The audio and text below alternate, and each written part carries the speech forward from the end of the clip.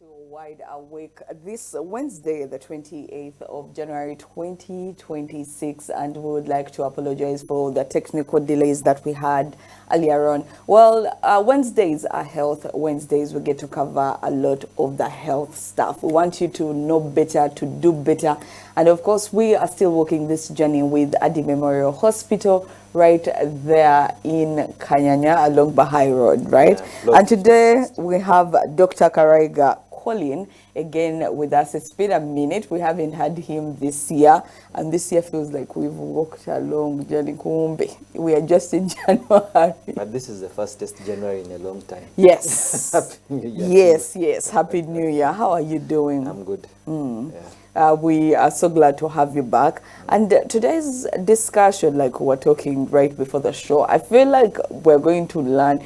It's very unprecedented, especially for Ugandans. I don't think we have these discussions so many times. So we're going to be talking about youth-friendly reproductive health services within Uganda. And of course, we have to start with defining it. What are we talking about? Okay. The definition is a bit in what you've said, youth-friendly. So who is the youth that we are talking about here? The demographic of people we are talking about when we talk about these services usually runs from, we can say the teenagers to about the age of 24, but some other definitions say from around the age of 10 to around the age of 24.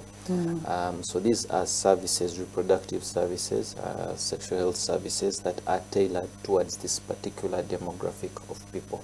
And they have to have certain characteristics. They must be accessible, for example. They must be carried out in a non-judgmental manner. And they must be comprehensive. It's not just about, you must be able to educate, counsel, but you must also be able to give solutions and also intervene when necessary. Certain interventions might be necessary. So that's the basic definition. And you know, because when you talk about 14 or 10 to 24, ideally we are talking about people who are not ready to give birth. Yeah. Right? Yeah. So that in Uganda, if we are talking about reproductive health, and with that group of people where we are still being told the boys are bad, we shall beat you, there is what. So someone tends to think, why is it even there? Why should it be important when ideally they shouldn't have any issues in that field? Now, we must recognize the fact that sexuality is real and it begins at a certain age. And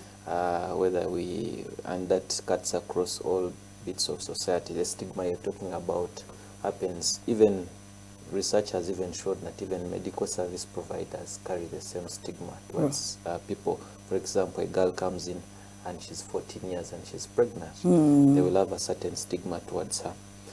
That said, like I've said, sexuality is a reality of life.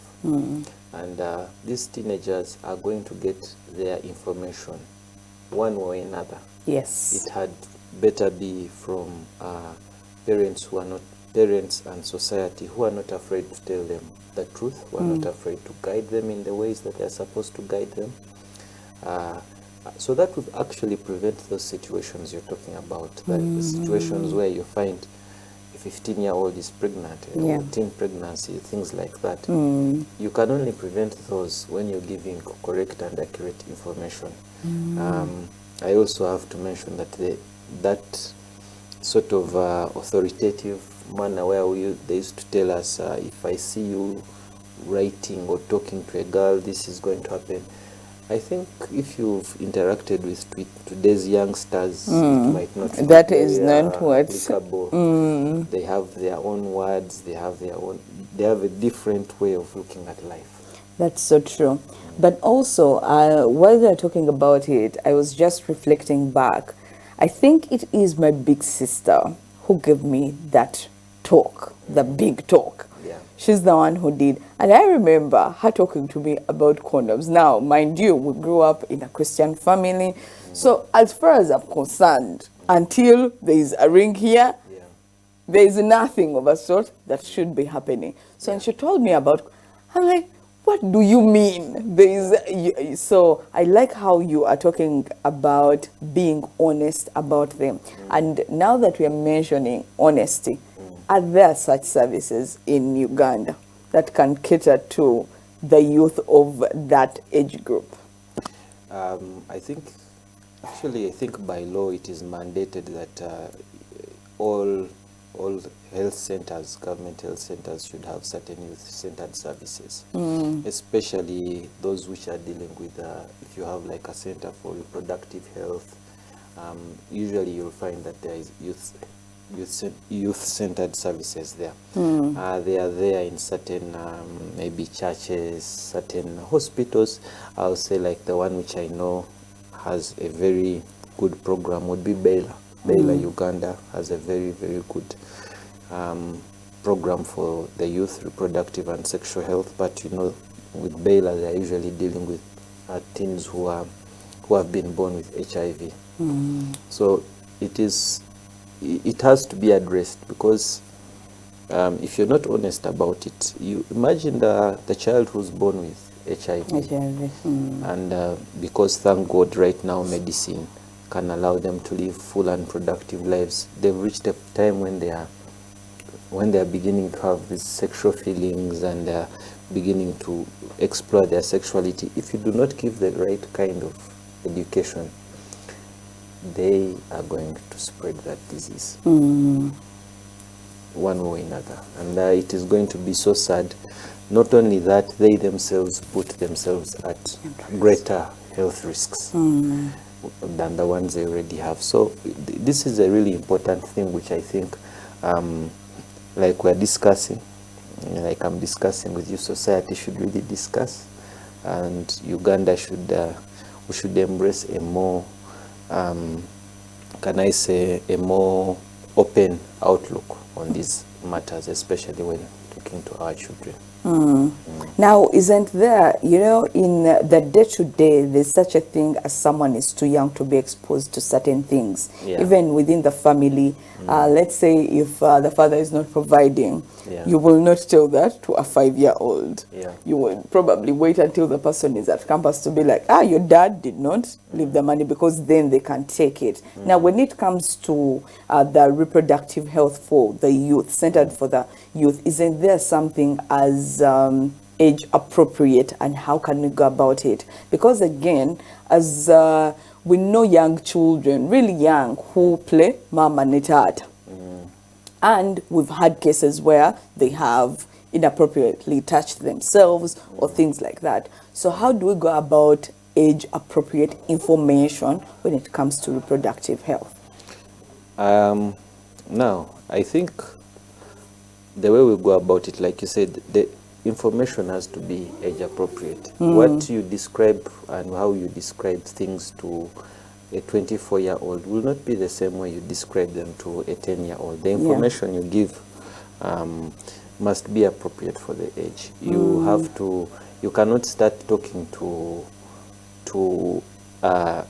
maybe a 10-year-old about how to use a condom. They are not even condoms which are in the size of a 10-year-old. Right. However, you must talk to them about certain aspects of sexuality, why they feel a certain way, or why certain people behave a certain way, why they're developing, why some of them develop early. I mean, you can't run away from a girl having her first period. You can't run away from a boy developing hair in certain places. You can't run away from these things. And those things we know then come with certain attendant feelings and psychosocial things. So it must be age appropriate, and you judge, and also leave age appropriate. Also, I think you judge the maturity of the person to take certain information. The first thing usually you do when you're talking to them is you try and find out what they know and where they found out what they know from. It's, I think, a good way to start. So when they tell you what they know and who has told them, then it is easy for you to craft a message that is for that child around already existing information. Because believe it or not, I think teenagers believe more in what they hear from their friends From and their their social peers. circles than for you.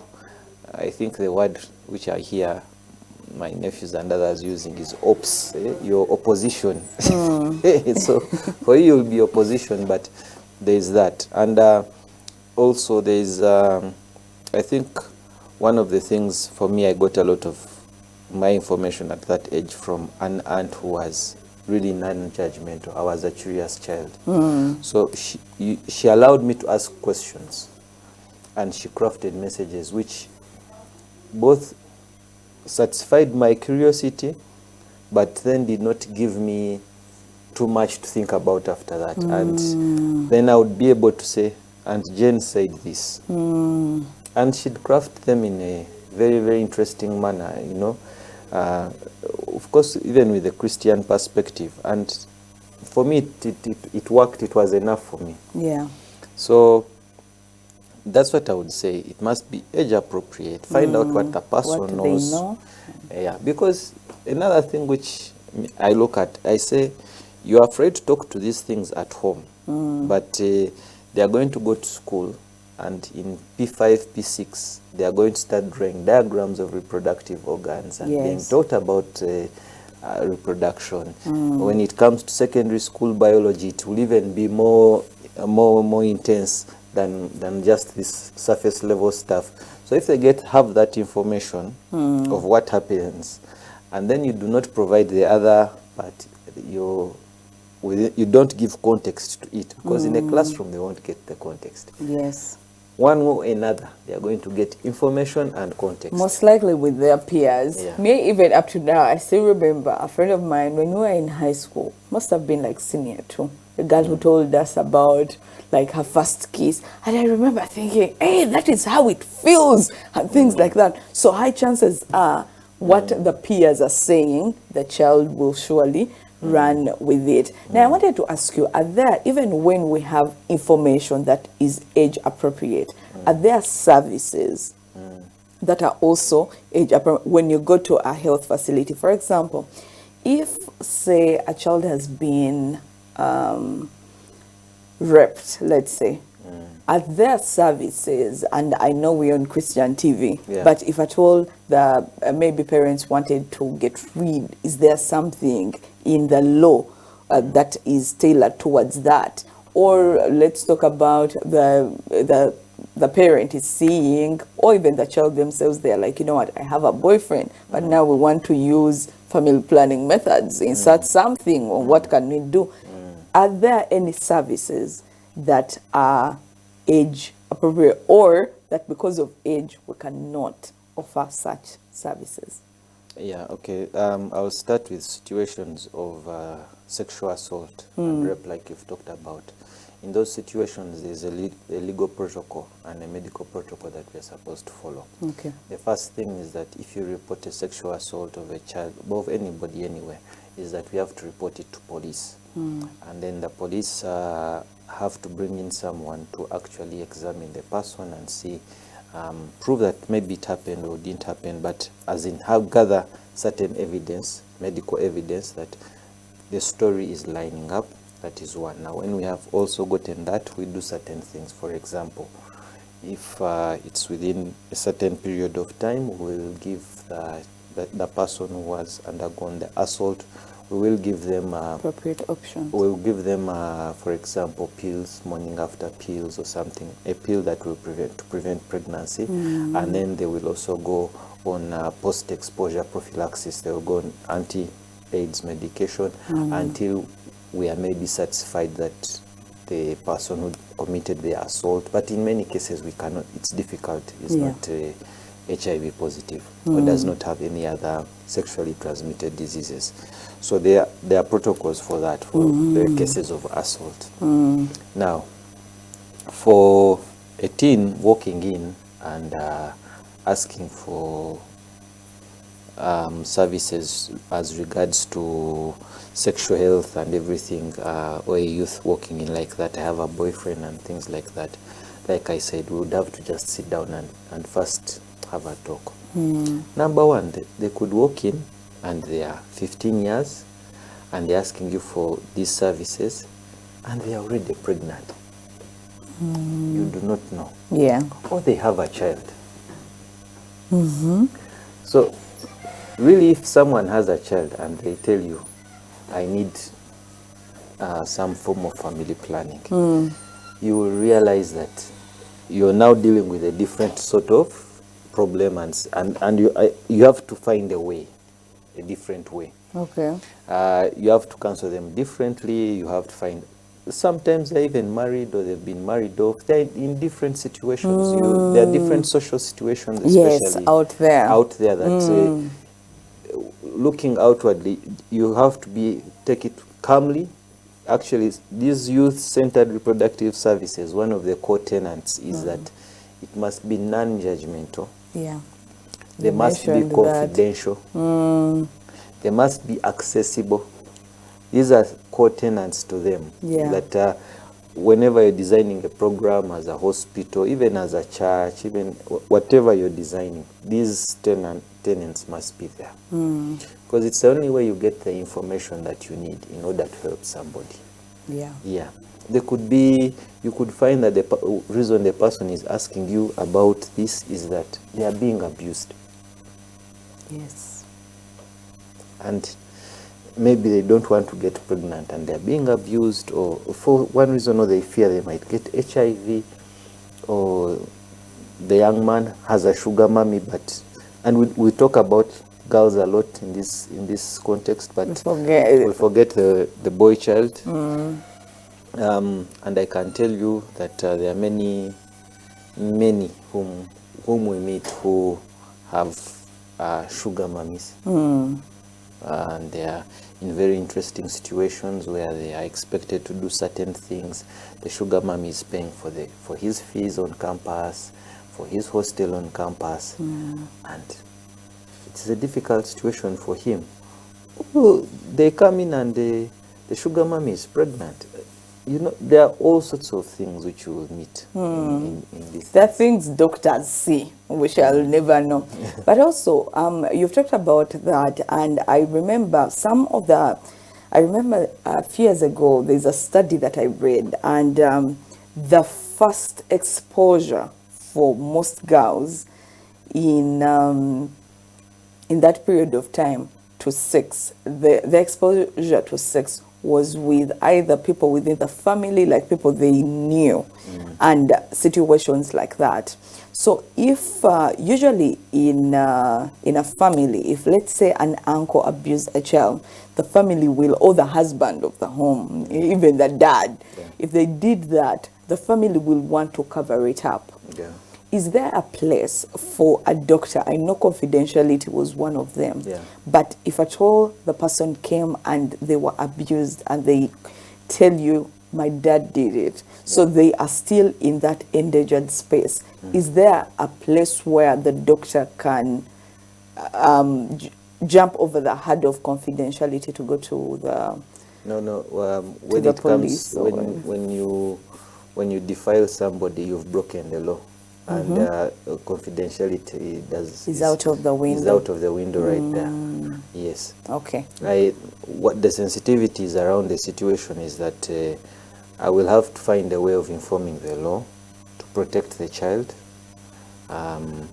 without endangering the child further. Because someone who is abusive sexually, they are probably also physically abusive.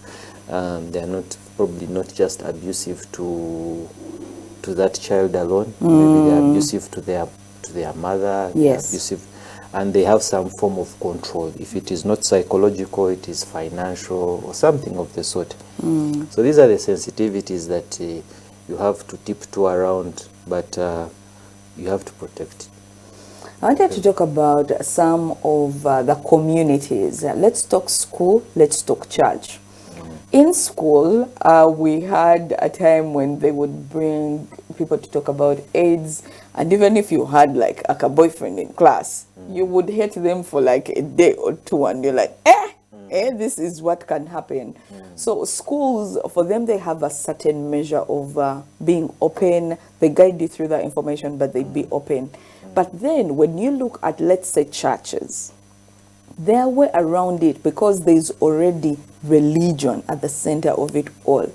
There's a certain side to it. They will always lean towards a certain way. Yeah. And sometimes people have already probably gone a different direction. So what would be the advice for such communities where they already have their own personal beliefs? It could even be a tribe, let's say, and for them they believe in let's say circumcision, and probably it's not clean, and this person has concerns, but for you to be a man in that society, you have to be, it has to be done there and then. So what would you say, I think, as your advice in communities where they already have their own beliefs or their own guidelines, but now there is this other thing that can be all a way round? I think the first thing is community sensitization in a non-judgmental manner. The way you stop things like female genital mutilation, Yes. we don't even call it circumcision in medical, you call it mutilation, is that you go and you sensitize the mothers, you sensitize the aunties, you sensitize the men, you sensitize everybody. You have to craft messages. This is a very sensitive thing. You have to craft messages that are candid, and yet, and if for some things you have to be candid. If it is something very bad, like we are marrying off our children at 13 years, Yes. be candid and say this is bad. It is wrong. It is wrong. That has to come out clearly, and then, but open up the space to discuss. You understand? Open up that space to discuss, because already there are reasons why they believe a certain no, you will say this is wrong, but for me, I got married at 13. Here I am. Here I am, and I want to marry off my 17-year-old, and you're telling me I'm bad. You're speaking to my core culture. You're saying my parents didn't love me. You understand? You're saying a lot of things without saying them. So the only way around that is you do a lot of community sensitization. I'll give you an example. What we call safe male circumcision has taken off in the country because of the messaging. People are told exactly. And you know why many men accept to go for that circumcision is that before they go for the circumcision, they come and tell you what their anxieties are. Yes. So once you're able to address those anxieties, then someone is able to overcome their psychological barriers, and they're able to be amenable to the message that you're giving them. And also, of course, when you're giving these sensitive messages, sometimes it is, whereas it is good to be candid, be straight and say this is wrong, also mention why it is good to do the opposite way. Don't just mention that something is wrong and leave it in there. What are you leaving me with? Okay, having a boyfriend is bad. And then tomorrow when he buys me chocolate, what do we do? Right. So you must offer alternate solutions to the problem that we want to sort out. But I would say it starts with community sensitization. But even within communities like the church, the leaders must embrace a certain message. They must embrace candid talk. And I think even the Bible is clear. If I'm not mistaken, it's John 8:7, which says, "Ye without sin cast the first stone." We must approach these things with sensitivity and with as little judgment as possible, because those are the people whom, for example, in the church, Jesus came to save. The people who have gone a little bit astray. Those are the ones we want. But in the church, it is very hard, Dr. John, for them to be open-minded. Very, very hard. I think the way you craft the message is quite important. For one of the books I was given, for me, my parents they were the traditional parents, but they would give you, the way they would give us information is, if they wanted to tell you about something they couldn't speak about, they'd give you a book. They gave us a reading culture. So one of the books they gave us is, I think they gave it to me when I was going to campus, was, I've forgotten the author, but it says, Why Why I Quit Dating, something like that, if that was the title. And it was a Christian book, and it was by a young man who went through the process of why he decided that he would court his wife, and he would go through all these processes. And he gave a really candid he gave candid stories about why a certain girl he thought was for him was really not for him, and she saw it before he knew it, and it broke his heart. But you understand, so Yes. it made my thinking a little bit different, that maybe there's a different path to what I see everyone doing.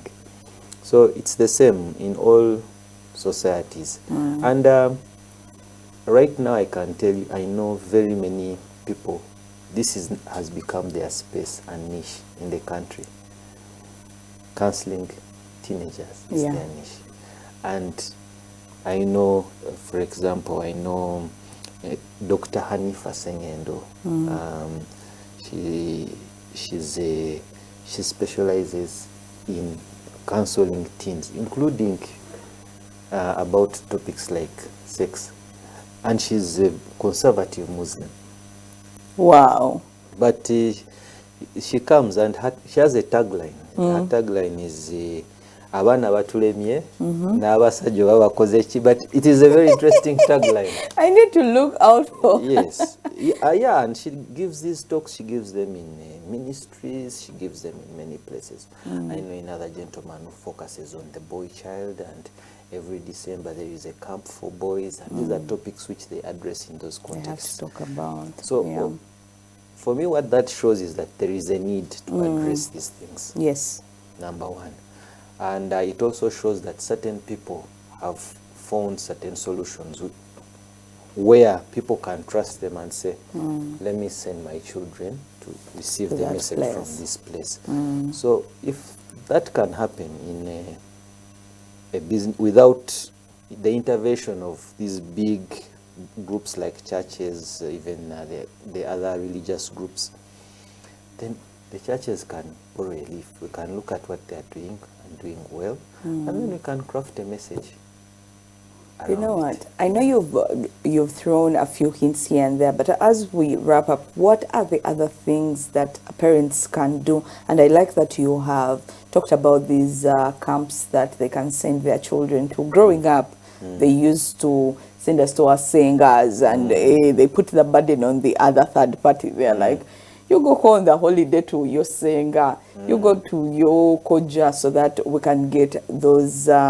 I don't know whether in this day and age we still have parents who are sending their children to singers and kojas for such information. So other than also sending them to the camps that you have mentioned, is there anything else, practical ways that parents can go about it? I know that my big sister with her children, as young as they are really young, 6, 5, and the other is 2. But the thing is, no one touches this part. Yes.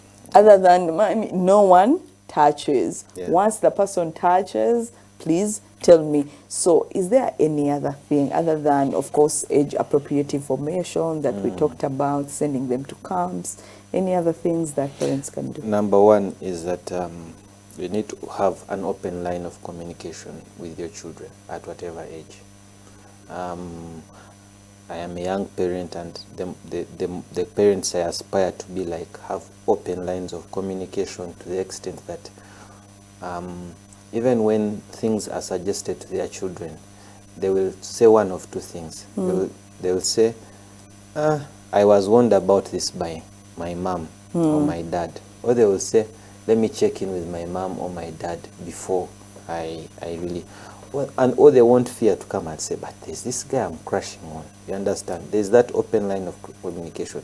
For the younger children, it is being able to say, that auntie, that maid, that uncle, they are touching me in a way that is inappropriate. There are horror stories out there. Let me tell you that there are horror stories that I have seen personally in my medical practice, but also from anecdotal evidence where someone tells you horror stories. So, and many of them, the extent to which it is so cringe or so bad, it could have been sorted out by, say, listening to the child, because the child at one point, I'll give you an example. There is a family I heard about where they sent their children to the village, and they were doing normal village activities, including going to the well. But the first day, one of the girls came from the well. She said, "The boys did this to me." She told the grandmother and told the helps who were there. But they did nothing about it. Spent a month there, and when the parents came, she said, "Every day when we go to the well, this is what has been. I don't want to spend another day here." Imagine being that parent. Wow. The people you trusted. Yeah, you know. Now, whom do you start? I talked about police. The question is now, okay, fine. Everyone who was involved in that is a cousin, is a son to someone you know. You understand. So now you start prosecuting. You're going to prosecute your whole clan. Right. So those are where you enter the ethical issues. But if the first time she had been listened to, and maybe they had said, who did it? Yeah. When did it happen? You know, let's take you out of this situation. A lot could have been averted at that point, and a lot could have been saved. Many, let me tell you, many.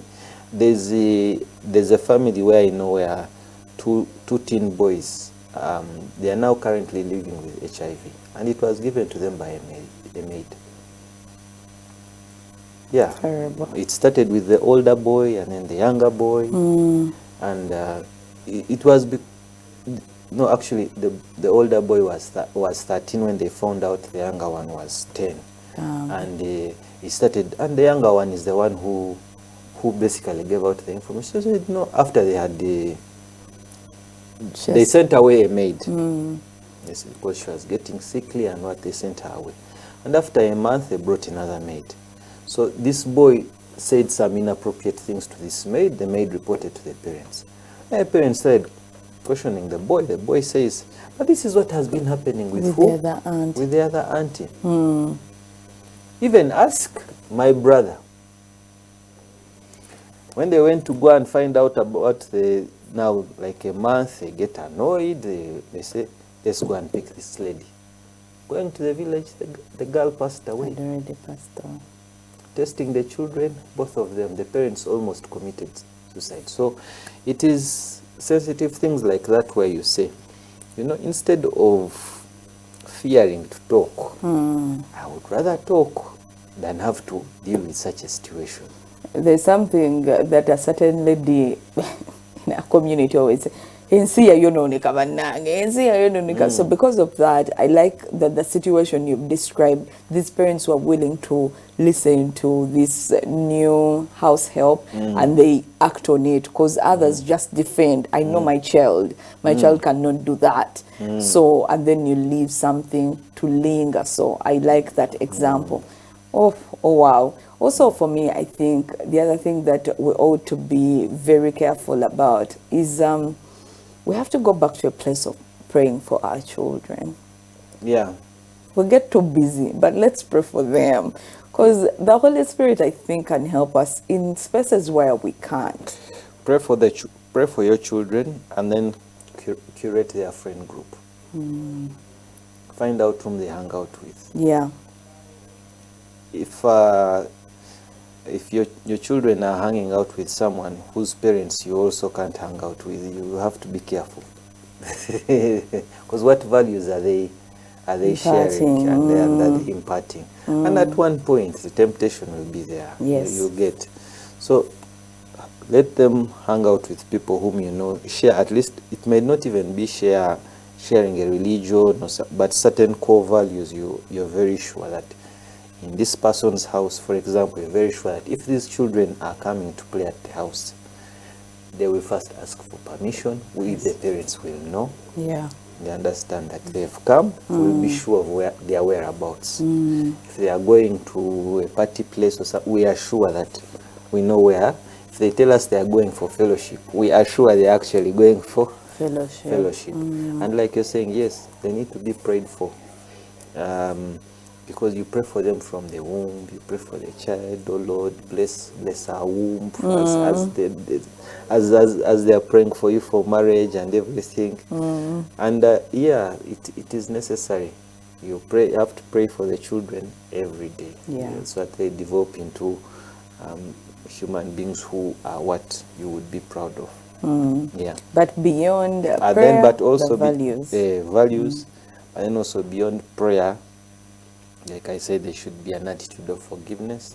Your child should be able to come to you and say, this went wrong, and let us correct it. And you should be able to say yes. And if there is consequences for it, let there be the consequences, but they should be able to come to you. Otherwise, the consequences will be much worse. Yeah, they'll be there. They'll be done, and they'll try all sorts of things. Because if they can't come, for example, if your teenage girl gets pregnant and she can't come to you, and she knows what society is going to do, she's going to go to a quack doctor and try to have an abortion. Yeah. Next thing, what do you have? You have a dead child with infections. We see it all the time. They bring the child, they have an infection in the uterus. There's nothing to do except remove it. So they'll never have children. So just because they fear. So what was worse, them coming to you with the pregnancy, or now where they are? You leave us with so much to think about, and for parents out there, for a parent to be out there, for a child as well. If you have been able to listen in, and we hope that this can guide you, get someone you can trust to talk to get all the information that you need. But I think for me, it will always be that, don't be too fast, don't be too quick at growing up. You have the rest of your life to enjoy these things. So just be slow at them. Again, where do we find Addy Memorial? We are found on plot 1516 Bahai Road. We are about 300 meters. If you use Gayaza Road, you branch off from Gaz Kanyanya. Okay. And we are 300 meters from that junction. And if you're coming from this other side, you continue past Kampala. Side? If you're coming from Chisasi or coming from Chevando, go past Kampala Quality Primary School. Past the kindergarten, we are about 100 meters past the kindergarten. That's where we are found. And my parting message is the same as yours. It is, let us be for the youth. Let's take our time. It's all there for you to enjoy. It's all there for you to learn. Yeah. And then you don't want to be the person facing the worst consequences for your actions. That's it. Yeah. Absolutely. Oh, wow. So we'll leave it at that. You can use our numbers in case you want to reach out for any advice. We shall also be able to help you get in touch with Dr. Colin in case you are backed out in a corner, and we see how we can be able to assist in that situation. For now, we go for a short break. When we return, Alex will be back here, and we'll have different conversations going forward, especially regarding the current affairs. So keep it right here on Doxa TV.